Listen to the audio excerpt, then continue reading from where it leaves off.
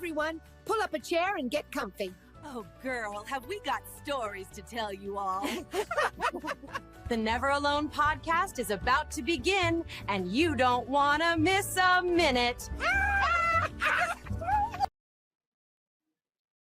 Hey, welcome back to our podcast, the Never Alone podcast, where we have fun and trivia every single week. We talk about history, we talk about my book, Never Alone. We talk about lots of things, and I'm here with my co-host, Karen Hirth Whitty, the woman in the middle. And then tonight we have a special guest. It's a friend of mine that I've known a long, long time. We originally met when we were in church together, and our boys, we both had sons, and they were about maybe a year old at the time, you know. Neat. And so Ann and I have known each other about 43 years, and she's a special friend, and she's also an author, and she's written a few books herself. And so, Ann, I would like to start by having you talk to our viewers about how we met originally. I gave a little bit of a, history there, but you can elaborate a little there. Well, we were both young. We were both young moms. We both stumbled into the same church, and it was a church that had a lot of old people in it. Oh, And I love that. and Iris, obviously stuck out. She was a young mom like me. And so I was a new young mom. I had been working full time and I quit to stay home with my first daughter. And then the son came along that was the age. And I was, quite frankly, I was really very lonely because, when you leave your work, you leave all your friends, you leave your social group. Yeah, And so totally. I was looking for a friend like me that was home with little kids because quite frankly, I was starving for like adult conversation. Yep. So we'd get together and have tea and do a lot of laughing and just became good friends. Yeah, it was very special. We connected immediately because our personalities were similar. We had a lot in common. Not only our age and having young children, but we also had a major sense of humor. I can't remember a time where we got together where we didn't laugh halfway through our time together. Yeah. It was, Oh, yeah. Yeah. And we also connected through writing. Can you talk a little bit about that? Okay. So we're at this church, and I was very excited about my spiritual journey and what I had found in finding God. And I wanted to write about it. And I was just on fire. I wanted to tell everybody what I had found with this relationship with God. And so I asked the pastor, what do I do? How do I do that? So he recommended that I write up a little story about all of that. And to my surprise, I sent it in and they published it. And so it was just printed in this like little Sunday school paper that they gave out. Yeah, So I remember. Iris saw it and she said, "Hey, you want my story?" So I said, "Yeah, sure." So I wrote her story and then I really got to know her. And that's how, we were already together and then the writing, provided another arena for us to get to know each other better. Yeah, it was. It was fun. And our writing experiences, I remember, was hilarious because at that point, after we did this whole little teeny magazine thing, okay, I remember saying to you, I'd like to write a book. And at that time, I didn't know how to write at all. I just had no experience whatsoever. I was in my early 20s. And I told you about it, and and you didn't have a lot of experience either. And when the two of us were like, okay, let's do this. And you were kind of like a ghostwriter. And so every time we would get together, which was probably once or twice a week with the kids, and you would ask me questions and I would tell you my story. And for some reason back then, I just didn't have it straight at all. I was picking out Your all the story? interest. Well, And we got to the what point. I was just going to say to you, what I remember is we talked about in the story about how my mother used to take me to restaurants, just the two of us together, and we got into such detail. You said to me, "Okay, so what were you having?" And I had to think about it, and you said, "Well, what do you want?" I Did said, she "Well, I'll say have a grilled Reuben." Chinese? She Oh. started writing about the grilled Reuben. Oh, goodies. You went to goodies. That's Yeah. funny. Was, we were at the church for a relatively short time. And then, I don't know, a year or And there were so reasons for together. that, right? Yeah. Well, yeah, you moved. I was And gonna say and I everybody and I died. I'm sorry. It's like no, I think you said you moved to Florida, right? Yeah. oh, And I went to another church, and then you did quite a bit of moving, as I recall. And at Yeah. some point, I remember you contacted me and told me that you had moved to Colorado, and you gave me your Yeah. address, and I wrote it in the book. And at that point, our life had kind of diverged, and I wasn't thinking about you all the time. I didn't see you. And then, Out um, of sight, out of mind. so, yes, several years later, we moved to Colorado for my husband's job. Yeah. And what I remember most is we were in the house, we were still unpacking, there were boxes all over the place. I had set up my desk and I was flipping through my address book. Back in the day you had the little book with all the yep. pages and the addresses written in, and I was writing thank you notes for people who had been nice to me before we, went off to our Western Mm-hmm. adventure in Colorado. And I got to the Smith page, and there is Iris Smith, and the address Mm-hmm. says Littleton, Colorado. Oh And I my God. thought, Littleton, Colorado, because I didn't remember where you had gone, and I didn't even know if you'd still be there because you were always moving. So I wasn't moving and that there much. was I a came from, I just want to correct that. We came from Florida to Colorado, and before that, it was Massachusetts to Florida. It wasn't like we were moving every minute. oh, later. That was later. But Mm. anyway, so I saw the Littleton, and we had moved to a Denver suburb, and I knew Littleton was a Denver suburb. And so I thought, oh my gosh, she's like local.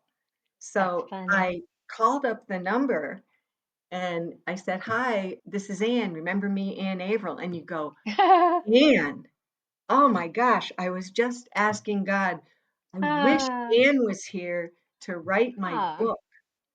And I just felt funny. like, wow, that was That's like wild. chills down your spine. So I said, yeah, Iris, I'm here. And you go, That's what are crazy. you talking about? And I said, I'm here. I moved. I live here. I'm like 20 minutes away from you. So that's I when we couldn't got believe it. together. And I remember, That's wild. Yeah. yeah. So I remember the talking about all the details. I really didn't know how to ghostwrite anything. And um, It was the so same I thing was again. asked, yeah, yeah, we were kind of figuring it out. So I Yeah. remember asking you a lot of questions because I'd write something and then I'd think, where were they? In the basement? I don't know. So, How and then I'd be funny. writing along and I'd call you up and say, Iris, what did your basement look like? Did you have a lamp? What color was your sofa? You know, She was giving just, a Now, little which book? details. Was that was that this book, Iris? Or was it a different No, one? this was a book that it no, was a practice book, is all I can say. It Okay. was a All practice right. book. right, right. Curious. All Yeah, right. but we wrote it and I think you used a lot of it when you did your Johnny and Friends stuff, Okay. and you did your just talking about your life and sharing things, and that's what I remember anyway. But it was good practice for me too, you know. Nice. Yeah. Well, the other thing is with the Johnny and Friends stuff that I wrote, I ended up doing a daily devotional and I Yep. compiled all of those, letters that I had written through Johnny and Friends and I compiled them with a friend from Colorado into a book. And so that's what I was Mhm, Nice. telling you about earlier, Ann.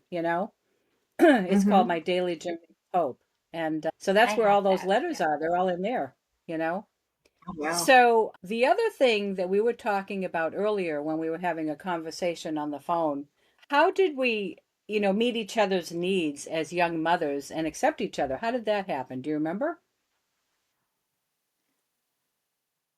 That, we were young moms, Yeah, um, at kind of a very young.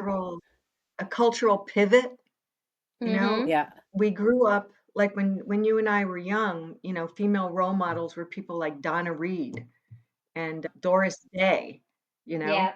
and Well, Karen or Karen looks like Doris Day. She does. She does. She Petra. does look like Yeah, Doris there you Day. go. And, the stay-at-home mom in Leave It to Beaver, June Yeah, Cleaver. I mean, June. that was the role model, right? So then, the summer I turned 16 was the summer of Woodstock. So need Yeah. I say more, things change dramatically overnight. Dramatically. Suddenly the role model is people like, sexy psychedelic Grace Slick of the Jefferson Airplane, Yeah. goodbye Doris Day, girl next door. Yeah. Yeah. And then so that was my adolescence. And then by the time I became a young mom, and I met, what's her name? Gloria Steinem had Yep. started Ms. Magazine. And suddenly, we were supposed to be able to like do everything. And do you remember Hmm. that Angelique commercial? Remember, I can bring Yes. home the bacon Yep. And right up fry in it a up in a pan pan. Yeah. and never Yep. let you forget you're a man because I'm a woman. And like, I was just like, what? She missed her calling as What? a recording artist. Right. There you go. And I was just really confused about like how to be a good mom, how to be a good wife. What does the world want from me? And it was just a lot of Yeah. confusion. And so friends are where you sort these things out. And we Yep. had a lot of conversations and you told me, what your life was like really and behind the curtain and I told you what was really going on and we just that's how you sort stuff out. You make friends with people that feel safe and you can be real with and then you just find the truth, you know, Yeah. and figure Yeah. stuff out. Because it was a real squirrely Karen? time to be a woman. Yep. Yes. Well, it was a big time of change. I wanted to tell you this before I ask you a question, Karen. My sister got caught up in the late 60s with the hippie movement that came in with all the psychedelic stuff. And it really actually, she went a little too far with it and she unfortunately was one of the victims of that era. You had Jimi Hendrix, Janis Joplin, you had, like you said, Woodstock. And the teenagers back then are just like the teenagers today. They were trying to find themselves. And now all of a Hmm. sudden you have these role models that are, doing acid and drugs and the children, the teenagers were following in that. My parents were just beside themselves. It was just Yeah. really bad. And, it was sad because my sister really suffered for it. And she's no longer here today. And it's just a little painful to talk about, but it was reality, you know? Yeah, it was Do you crazy see time. any correlation? Do you see any correlation with that today with the teenagers? What are they facing? Because every generation seems to have trouble of its own, right? I think You there's know what? addictive behavior all over the place. I think there's all sorts of things, and every generation has a new substance to deal with and a new visual and stimulant, any type of stimulants that's just come into their environment. Yeah, I think that's every generation has it. I thought it was interesting because Ann did talk about it, and I was reading some of your stuff about. I was kind of curious because you do mention Woodstock a couple of times, so I wondered if it was a profound time for you. Yeah, my mom said to me years later, she said, your kids are going to do things that you can Oh, never imagine, right? oh, so Yeah. wise. That you can Mm, never imagine. So basically, yeah. don't worry about it. It's going to happen. And like you say, every generation has its own challenges. But getting to the Woodstock thing, I remember when I was in ninth grade, Yeah. girls still had to wear skirts to school, Anne, Yeah. right? what year was that, Anne? Anne, what year was that? Maybe 67. I graduated in 71 Okay. uh, Okay. without a very high SAT score in math. So maybe Hey, I'm 67. right with you, girl. So, so anyway, we had to wear skirts. So here's a story, right? I had to wait at the bus stop. There I am in a mini skirt, knee socks, loafers, a short Yep. little coat, right? Freezing, I remember in this. upstate New York, upstate New Yep. York. So one day it was it was forecast to be very, very cold in the negative numbers. And sure enough, so my friend calls me up and says, "Hey, ask your mother if we can wear pants to school tomorrow. It's supposed to be really, really cold." And of course, as a teenager, you want to do stuff that's not allowed all the time. And Mhm. so All the I asked time. my Right. So I asked my mom, I said, "It's supposed to be really cold. Can I wear pants?" And she said, "Yeah, sure." So anyway, we wore, remember those like corduroy jeans? We Yeah. called them cords. So anyway, she wore corduroy jeans, I wear corduroy jeans. It's 26 degrees below zero, you know? Usually I Wow. would be That's standing out that's there cold. with bare thighs, bright red Oh bare. my So gosh. I Crazy. walk into this school and I have on my corduroy jeans, and within moments, there's a pink slip coming to the door, Oh, for me funny. to go to the office. I And remember those pink and slips. those pink slips with, oh gosh, the poor vice principal. I've been in a school now, I had some years as a teacher, and I wouldn't be a vice principal for all the tea in China. So anyway, so there we are. I get to the office and there's my friend, sitting on the bad girl bench, the bad boy bench, with me. And so anyway, we got read the riot act and, they called our mothers and our mothers said, "Oh yeah, that it was okay." And, "What are you doing bothering me at work?" Because, Yeah. but anyway, Think it would um, be they preferred you not to have frostbite. Yeah. right. But anyway, so that was Funny. Please excuse this brief interruption for a shameless commercial.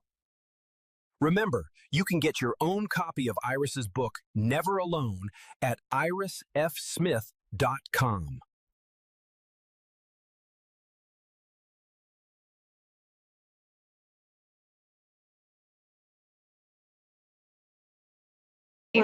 that's when I was a freshman.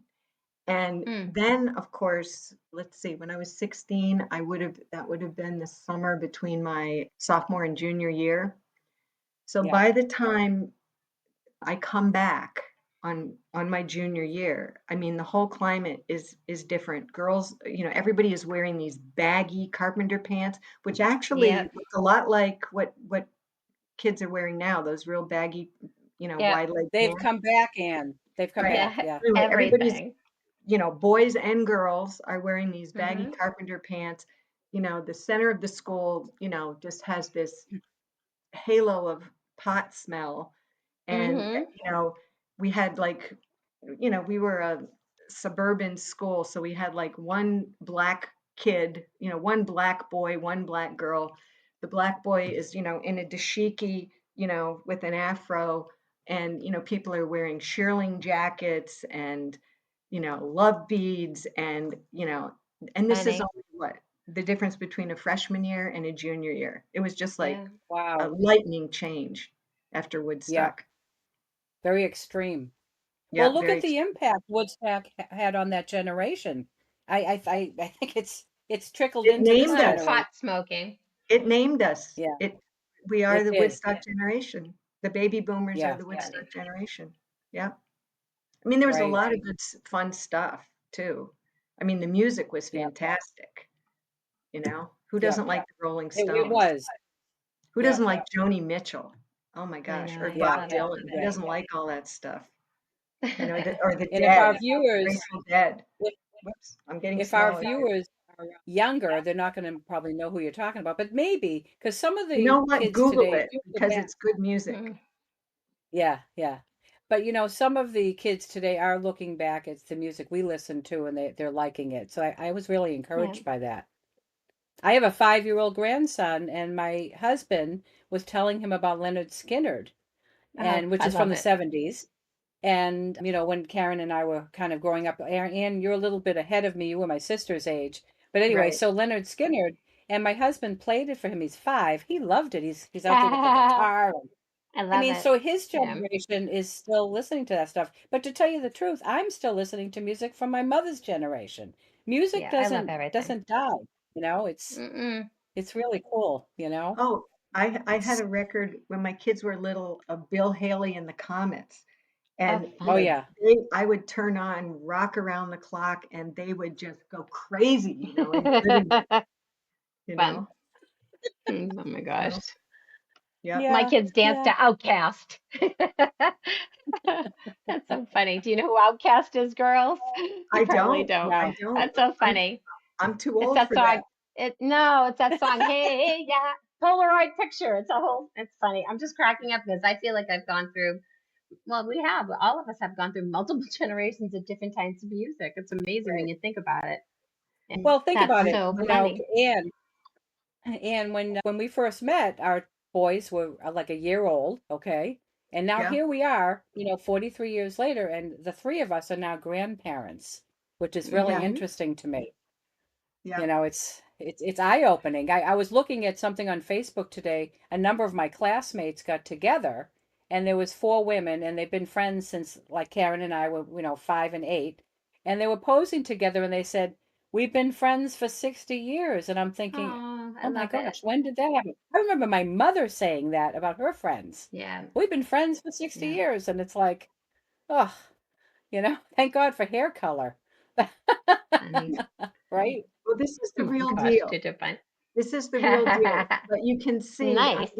I'm getting what I call the aging golden retriever It's look, hard, isn't it? you It's know, so hard. because I it's know, it still kind of melds. red. It was brighter Yeah, I get red. my gold, my gray. Yeah, but I'm getting that. You know how golden retrievers get gray around the face? That's happening. Oh, Yeah. funny. Yeah. Okay. Oh my gosh. Yeah. Yes.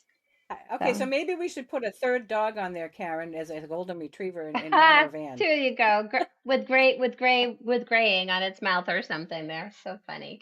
In I the have a beginning of question. our I think it's segment. interesting.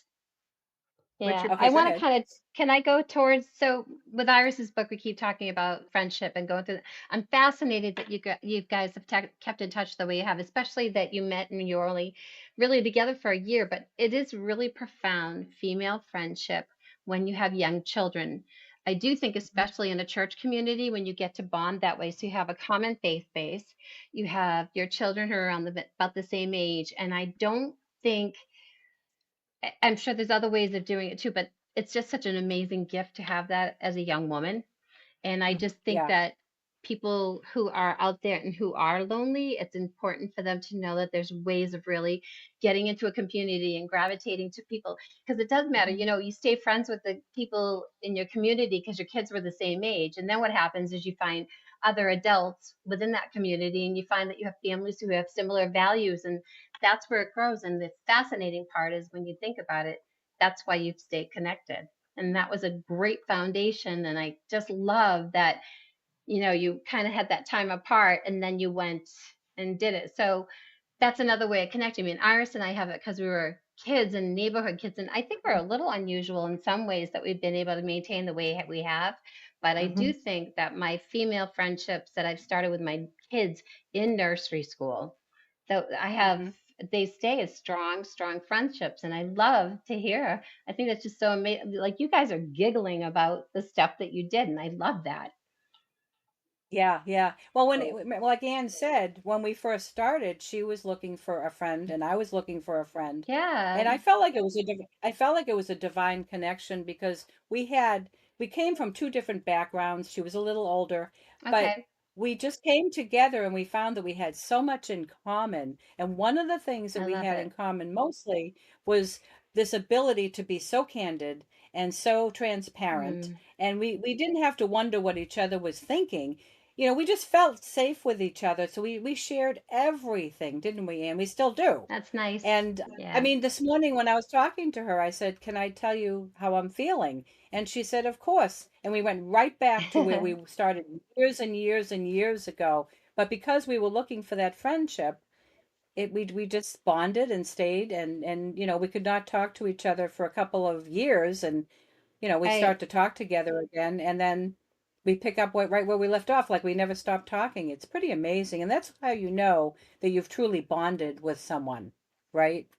and did you inspire each other and encourage each other in your writing? Because I see that, Anne, you looks like Oh you've written a yeah, few books also, more than just one, and Iris has. So you all along you've been able to champion each other and encourage each other, and that's really well, there quite wasn't, yeah. And unusual. and if you can speak, and if you could speak to that, that's really a good point, because we started um, out that way.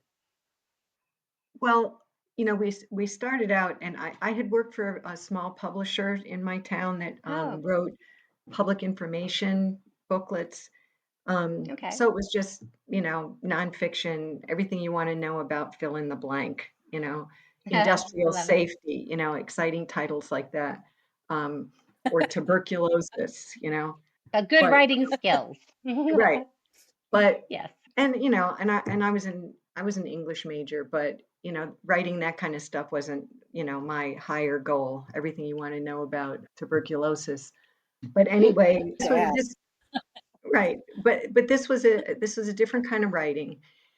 And then when we were living in different places, I still had that desire to write. And so I continued writing things for faith-based magazines. And I did Nice. write, and I did write several things that were about young moms, what it's like to be a young mom, because that was really what I was doing and also what I was struggling with. Yeah. Mhm. When you're a young mom, there's no applause, right? There's a lot of crying, there's a lot of whining, there's a lot Hmm. of demands, but there's not Yeah. a lot of affirmation. And, you're very busy, your husband's very busy, and, there eventually we had 3 kids, so the kids are piling up, there's a lot of things, Hmm. a lot of plates, to keep in the You're air. juggling. And so anyway, but I still had this desire to write. So I joined the Society of Children's Book Writers and Illustrators, SCBWI. Some people call it Squibibwi. Yeah. So anyway, I had I this can't idea of pronounce it. writing. Yeah, don't worry about it. Anyway, so I joined that just as, a hobby. And I wrote some children's stories, and at that point, I didn't have the knowledge or the fortitude or the time to totally invest in that, but I learned a lot from my writing group, just about the craft of writing. Yeah. Mm, Less is more, show don't tell, how you build a scene and a sequel, and build momentum in your story, and how you write a kicker at the end of chapters, and Wow. all sorts of useful writing tools. And then when I got to Colorado, mhm. I ended up, and my kids got older. I stumbled upon a job as a of English as a second language. That's what they used to call it. Now Okay. it's like English ELS. language Yep. learners. Yep. And so I had this opportunity after, because first I was a tutor, and so Right. I had this I remember opportunity to that, get my Anne. Yep. master's. Yeah, I had an opportunity to get my master's for, on a scholarship. So I got that. Wow. So my whole focus shifted from writing to teaching. Okay. And I did that, and I loved that job. It was just the best job in the world. I had all these Hmm. first generation immigrant kids. They were sitting there, and my first few jobs were with elementary, and then I had middle school, and then eventually after I finished the degree I had high school kids. And they just, Mhm. honestly, they had stars and stripes in their eyes. They were full of hopes, they were full of dreams, they were full of ambition, they were full of energy. They were going to make that dream a reality, and they were just so Wow. much fun. And Mhm. I was in this high school, and you know, especially the beginners, that are just fresh off the boat. They don't speak any English at all. And high school is is a scary place, even as a Yeah. English speaking, native English speaker. And so my classroom was kind of this little island of safety.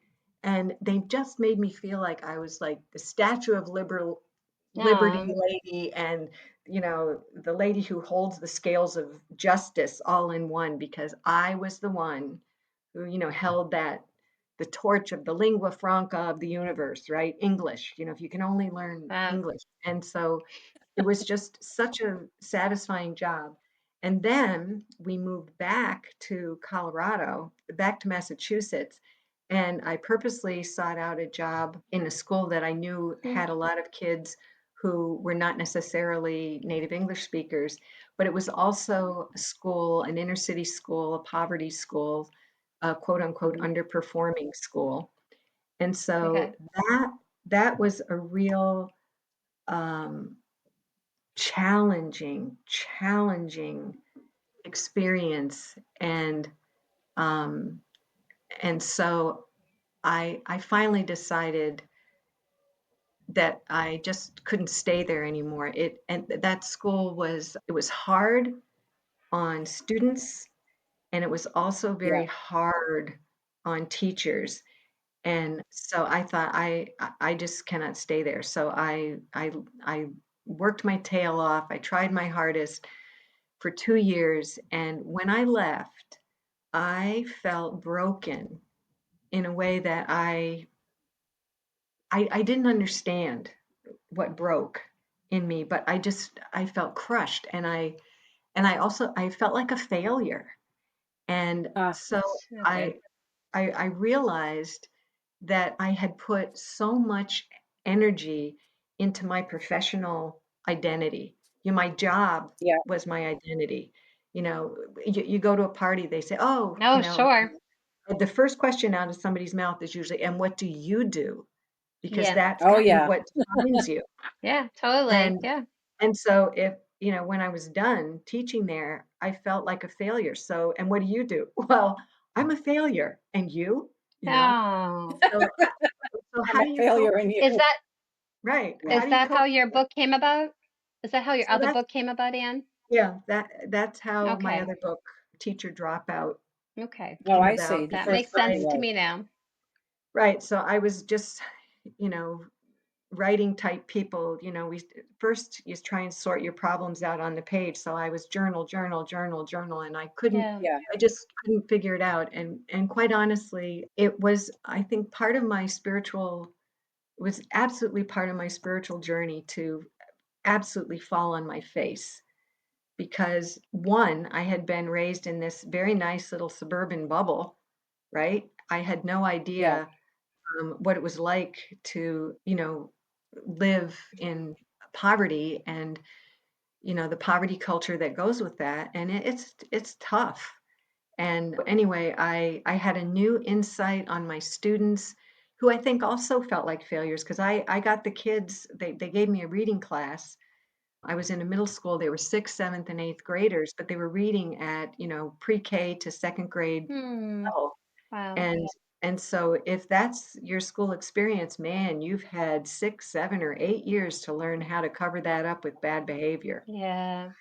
So, And Anne, if you don't mind me interrupting, we only have a few minutes just, left here. So that you wrote that book. That was your first book that you right, wrote, and what was the name of it again? right. Your Uh, dropout. Teacher dropout, finding grace in an unjust Mm. school. Oh. Because Okay. And then later on, when did you write? You're gonna make this kind of quick, just so we can wrap yeah, things up. But this yep, latest book called Unmoored. This yep. is your latest book. When did you write this, and when did it come Oh. out? It came out, I think, just in September. It's called Okay. Unmoored, a memoir, Yep. How an Adoptee Found Her True Identity. Mm. So actually, Sorry, lady. both of these books are actually about identity. And Which is a and topic that Aaron and I have covered in other podcasts. You're like, who am I? mhm, This is who am something. I? This is something a lot of people, go through it. And if you don't go through it when you're young, which a lot of people do, you go through it when you're older. And maybe there's a couple of times in the course of your life you go through this. You go through it for me. Oh, absolutely. Yeah, People call it an identity crisis, but man, I had one when I was a teacher. And then when I went looking for my biological parents, I kind of yeah, had another one. And and so my answer is that I needed something that was more core than my job. I needed something that was even more core than my, genetic yeah. Yep. identity. So And my where can faith we? Where is can we? what anchored me. Yeah. So where can we find your book? I mean, where can people purchase it? They're both on Amazon. So just Okay. Google and put my name with it because there's more than one Ann Averill. So just Can you say how it's type written? How it's Ann C. Averill, correct? it's Ann C. Averill. Yep. Yeah. And the Yeah. first one is Teacher Dropout and just Ann Averill, and then just Unmoored and Ann Averill, and it'll pop up if you go to the Amazon site, and And it'll tell pop me up. quickly what you hope that people will gain from like your second book, because you explained a lot about your first book. I want to show people that even if you grow up in a family that looks fine on the Yeah. outside, Oh yeah. right? Yeah. And my adoptive parents were fabulous. They loved me. They loved Yeah. me well. But we all have an interior life. And in that interior life is where you ask the big questions. Who am I? Where do I belong? What am I worth? And really, until you find the bedrock answer that cannot be shaken, you're Mm-hmm. tempted, or I can say I was tempted to be a people pleaser, to be a Mm-hmm. follower, Mm-hmm. to do what the world says is a good idea. And it's just, and also you're insecure. I was very insecure, trying to Mm. find my place, trying to fit in. And all of that just can really lead you down a lot of rabbit holes that, I are dead understand, ends or Anne. worse. I So anyway, understand this is because my this. my father was adopted, and so I understand, Mhm. you know. Yeah. Yeah. So Okay, well, listen, this just yeah, looks at we're all of gonna, that. I know, I'm sorry, I don't mean to interrupt you. We're gonna wrap Yeah, it up that's for okay. tonight. And I want to thank you, Anne, for coming on. And I want to thank our viewers for spending time with us once again. And I hope you've learned something from Anne about, writing and friendship and the importance of friendship. And, maybe hear something about our relationship that you might be able to apply to your own relationships and friends. Thank you for joining us. And if you like our podcast and you want to, watch it, as you're watching it, you could like and share it and visit us again. We hope to see you next time. Thanks for joining us. Bye-bye. Bye-bye. Wow, that was awesome, wasn't it? I know those stories were really something. Hey, thanks everyone for joining us. We'll see you next time when we share more stories from Iris's book, Never Alone.